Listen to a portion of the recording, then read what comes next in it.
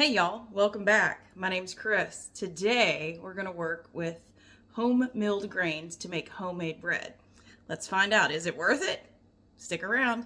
So I'm so excited because I ran across this YouTube video called Grains and Grit, and Felicia is over there making these amazing videos with all of these recipes, and I was actually Googling how to make homemade whole wheat bread with my own grains because I have tried and tried and tried, and all of my bread turns into these little lovely, non-fluffy, very dense bricks that I end up either feeding to the birds or turning into breadcrumbs or croutons.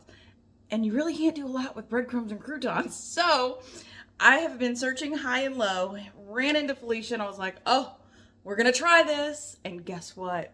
I did it.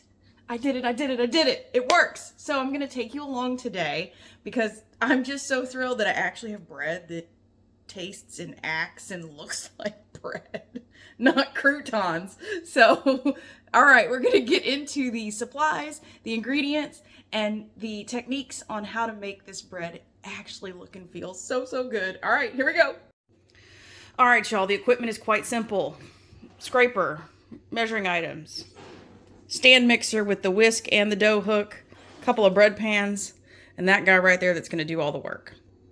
And the ingredient list. Grains. I usually combine half hard white and half hard red grains in my mix.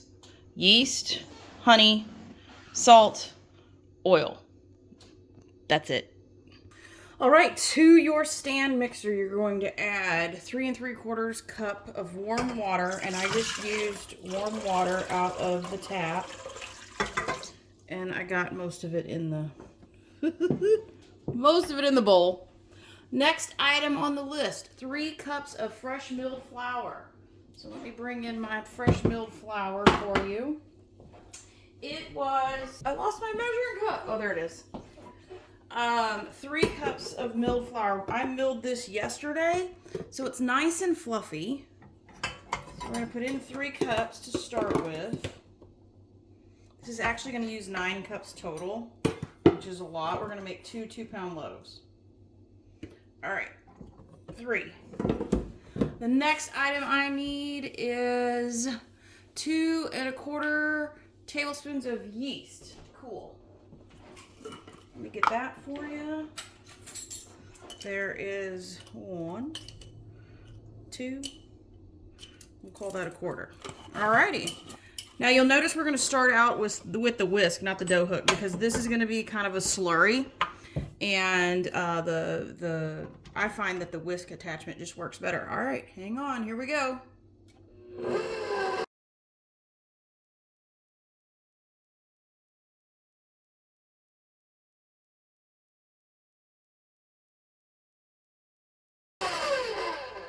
Okay, I'm going to scrape this down a little bit just to get see those chunks on the side?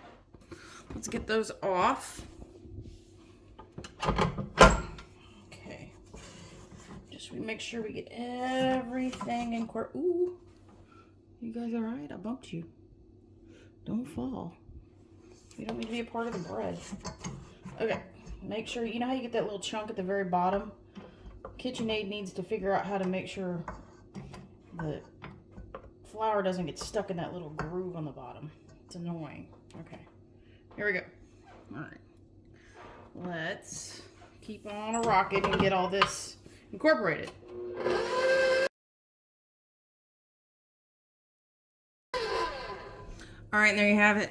This is the slurry that now we're gonna wait, and we're gonna let the yeast proof for about 15 to 20 minutes. And this really is gonna matter on the temperature of your house, of how long this takes. So let's see if we can time lapse this thing so you can watch it start bubbling.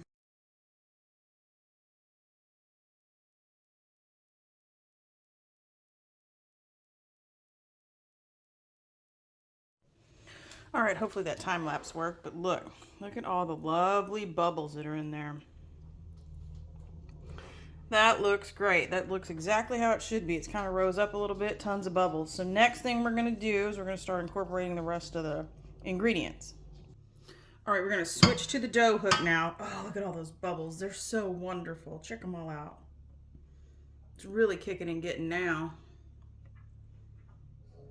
Nice. That's so exciting. That means your yeast is ready to roll. So next on the list, 3 1/4 teaspoons of salt. And then we need 1/2 cup of honey and 1/2 cup of oil. Both are in here. Okay. Head on in, gentlemen. And then this is where we get to start having fun.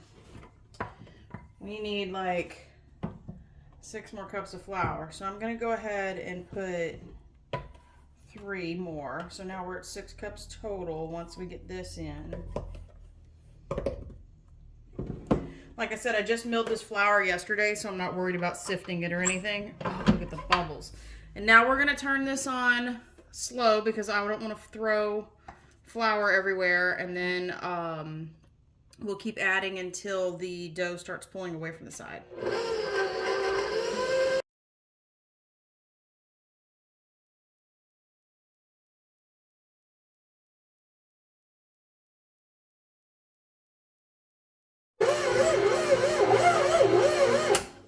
All right.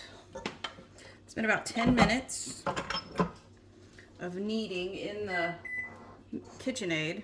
So I want you to see what it looks like, what it's supposed to look like whenever, oh, come on, get out of there. Doesn't want to come out. There we go. What it's supposed to look like, feel like, you pretty much, ooh, sorry. You do this by feel. So you can see that it kind of springs back a little bit. It's tacky, but it doesn't stick to my hands. So next what we're going to do is we're going to pull this out and we're going to divide it into 2, weigh it out, and see how many loaves we can make. Okay, my counter is very clean. The dough is sitting right here. If you aren't used to the weight of bread, or if you feel like you need to weigh it out, go ahead and grab you a scale. I'm going to weigh it out this time just so we can make sure that we have a 2-pound loaf. I'm cutting this in half. Let's see how we did. Ooh, yeah, that's like way too much. Let's see. Let's cut that end off. Getting closer. Too much. Okay. I'd say that's close enough for my taste. So there's the first loaf. This one's going to be way too much. Yeah. Hey, look at that. Now this we'll make into something else. That's the leftovers. So I got a little bit more than 2 pounds out of that recipe. So no big deal. All right, now this next step I think is the game changer. So let me put some flour down on my board. Now usually whenever you look at recipes, if you've made bread at all ever, it's 1 or 2 rises is what they're telling you to do. Well, Felicia's like, no, just do 1 rise. And I'm like, what? Every recipe on the planet says 2. So guess what? 1 rise.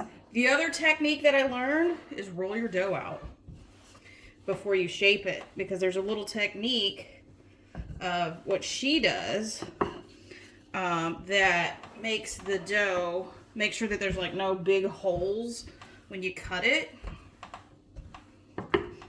So roll it out, and you want to do a rectangle, which, I mean, come on y'all, does that look like a rectangle? Sure, just say yes. Just say, sure Kris, that looks like a rectangle. How about a dinosaur egg? I think that's what it looks like. Okay, close enough for me. All right, so what we're gonna do here, what we're gonna do is we're gonna take one side and stretch it and fold it in thirds, and then take the other side, fold it in thirds, and then go like, roll this over, stretch it, roll it over, stretch it, keep going. Then it looks like this weird cinnamon roll thing. Then pinch over the sides, pinch it shut over here, pinch it shut over here, and then kind of like roll it out and stretch it to the length of your pan. Might take a little doing, but it'll go. Let me go grab my pan. You can see that I've sprayed the inside. Let's go a little bit further. Come on, Loaf, you got this. Let's see, is that close enough? Yeah, we're getting there. A little bit more. Okay, drop her in. Drop her in. She looks good. Spread her out a little bit. Yeah, she's definitely got some good gluten in there. All right, there it is. Go grab the lid. Shove this on. Whoa. Shove that on so it'll stay. Then I'll put this in the oven with the light on because my house is pretty cold. And we're going to let that rise for probably about 30 minutes. All right, I'm going to give you guys a little pro tip. Now that everything's in the oven, it's going for 30 minutes to proof or to rise. Only one rise on this one. Go ahead and clean everything. While you're waiting on that bread to rise, get everything clean.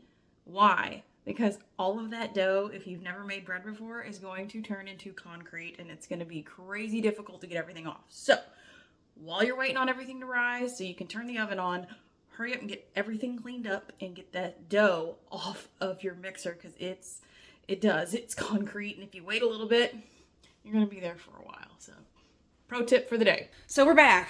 Stove is preheated to 350. And finally, after an hour and a half, yes, an hour and a half. I told you guys my house is really cold today. Oh, these go this way. We are finally doubled in size. This is the first rise. Push this guy. Oh, hold on. Oh, sorry. I'm going to make him dizzy. There we go. We're going into the 350 oven.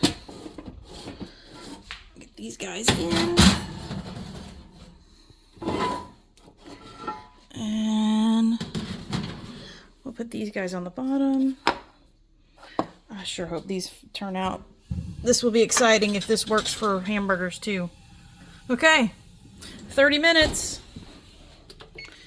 Actually, I think it said 35. Hold on. Yep, 35 minutes. Start. All right, see you back in 35 minutes. All right, 35 minutes is up. I am so excited. It smells so good in here. Okay, let's get these out. Check them out. The color's awesome. I don't know. They came up a little bit. I'm going to set these over here.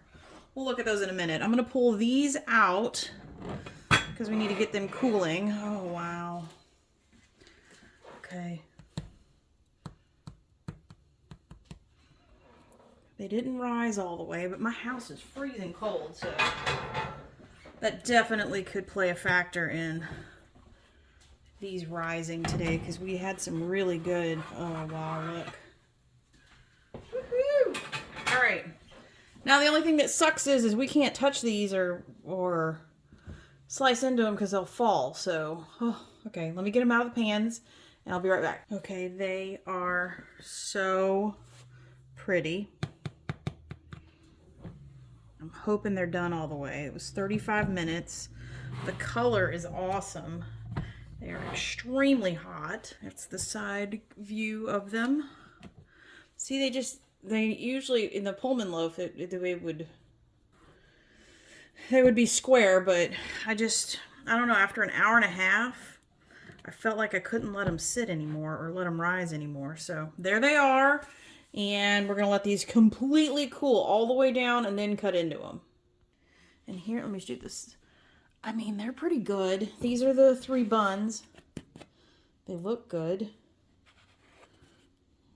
A little dark on the bottom, but that's okay because this is wheat bread, so dark's okay. So yeah, there's the buns so far. So now we have to patiently wait for these to cool down, which totally sucks, but you know, you gotta do what you gotta do. So, okay. Oh, I'm so excited. See you guys whenever these are completely cooled off. All right, y'all, I couldn't stand it. These are cooled off. They're cooked all the way through. They're a little brown on the bottom. That's okay. But look at that. I mean, oh, the texture is so good. And I wish you could smell these. Oh, I love it. See, I didn't wait. It's still a little, this is what happens when you don't wait. That's okay. But, oh man, I'm loving it. All right, she is completely cooled. Are you ready to cut into her? I know I am. It's been over an hour. Okay, here we go.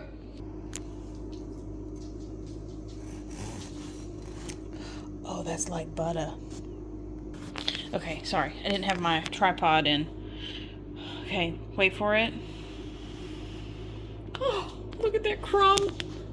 Look at it, look at it. Oh, it's so pretty. It's still a little warm. I just couldn't stand it. Oh, look how pretty. Look how soft. Now that's what I'm talking about. Is it worth it? This says it all. Yes, yes, I'm worth it. Oh my goodness, I'm so excited. Oh my gosh. Felicia, you're amazing. All right, I hope you enjoyed the process. I sure did. Finally finding a recipe that actually makes the home milled grains look and feel like store-bought bread. Oh, it's so good. I'm so excited about this recipe. I'm going to turn it into all kinds of stuff. So thank you again for spending your day or time with me today. And if you haven't subscribed already, please do. And I look forward to seeing you on the next video. Bye, y'all.